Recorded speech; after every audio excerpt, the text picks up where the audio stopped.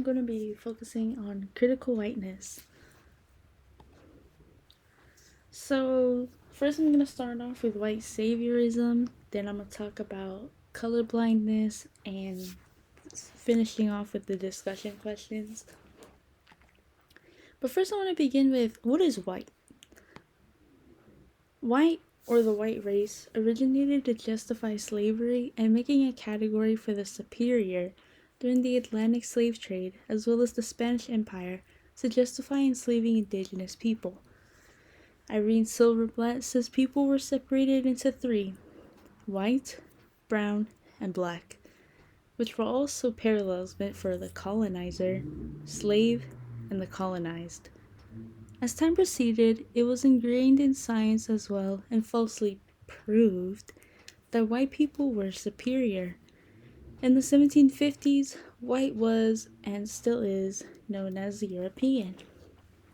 Caucasian came later, and in the 19th to 20th century, where the name was derived from the Caucasus Mountains, but usually also extending to all the Europeans.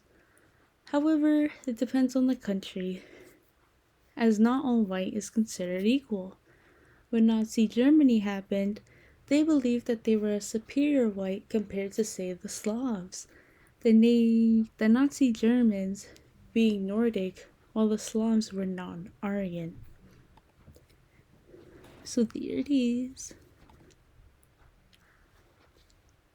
So white saviorism. It began in the church, with evangelists and missionaries going to countries trying to convert, and sometimes doing the extreme.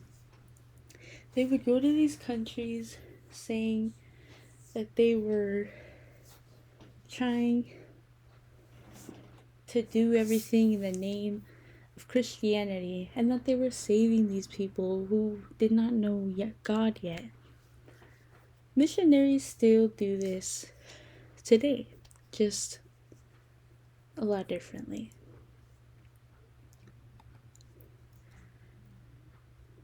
Now let's get on to the topic of humanitarianism. Humanitarianism in itself is not bad, but there exists a huge issue with it. It contributes to the white savior's attitude, where people in power, white people, feel they need to help people of color in usually third world countries, so they venture out there to help feed them or build houses or drop off clothes. This is fine, but many times these people do not actually need the help that these white people are giving them, because the white people are actually ignorant to the real issues at hand and are more focused, whether they know it or not, on feeling better that they helped the world and made an impact in some way.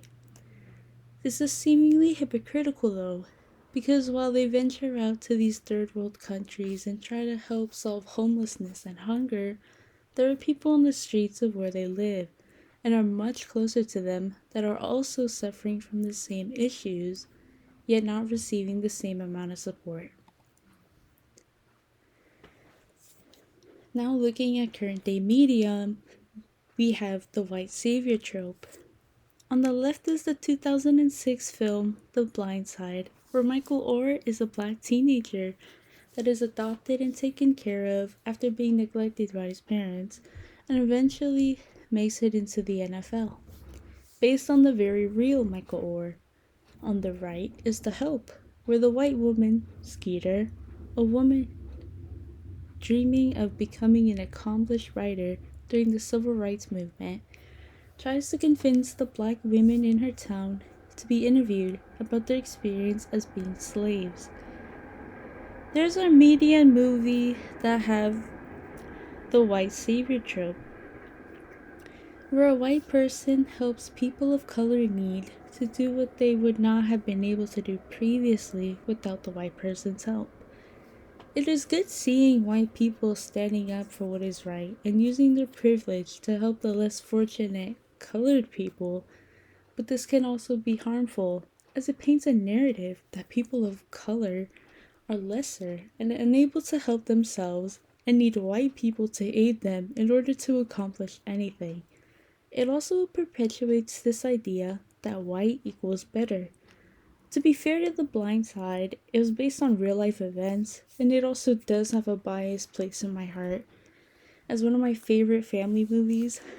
But in both films, the catalyst for anything happening is the white person's persistence and care about these characters that cause any change to happen.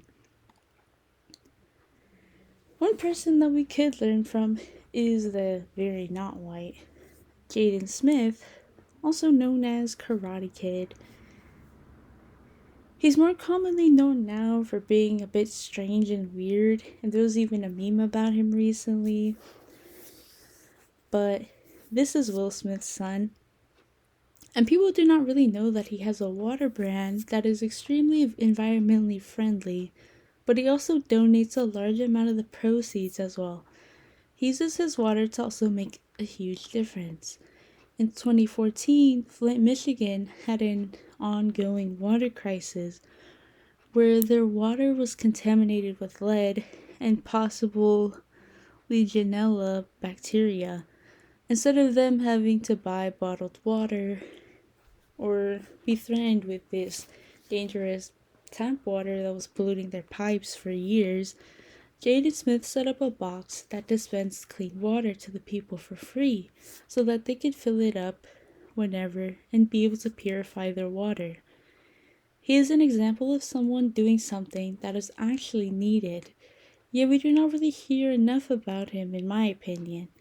I only personally knew about it because I was in love with his music and wanted to see what he was up to. Now we have the issue of colorblindness. Is it really better or worse? You may have heard about someone talking about being, I don't see color, but in reality, it is much more problematic.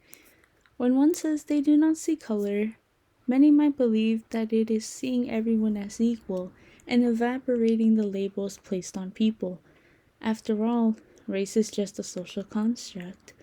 However, this is an issue because refusing to see color is also refusing to see the past and erasing the history behind one's race, and those issues that still plague them today with ongoing social issues. An issue often seen with America, mostly against liberals, is that race is brought into everything. However, race is brought into everything because it has a huge influence on everything. The only way of eradicating racism is understanding it. Teaching children to not look at color also is telling them to not see the accomplishments and how far another race has worked so hard to come to. And they do say that those who do not remember the past are condemned to repeat it.